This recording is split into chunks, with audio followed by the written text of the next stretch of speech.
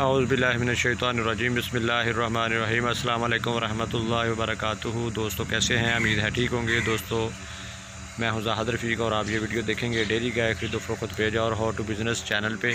दोस्तों ये जानवर मैंने सुबह पेज पे लगाया था सेल के लिए। अल्हम्दुलिल्लाह शुक्र अल्लाह पाक का, ये जानवर सेल हो चुका है। ये देखिए माशाल्लाह से 1,55,000 का ये सेल हुआ है।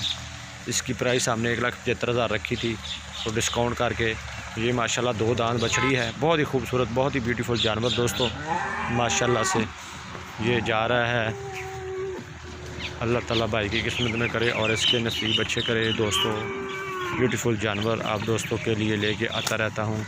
जानवर अच्छा लगे तो वीडियो ज़रूर शेयर किया करें और दोस्तों में ज़्यादा से ज़्यादा इनवाइट किया करें। हमारे पेज को भी लाइक करें और यूट्यूब पे जो हमारा चैनल है उसको भी सब्सक्राइब कर लिया करें। माशाल्लाह अभी एक माह ले रही है, बेहतरीन जानवर है दोस्तों।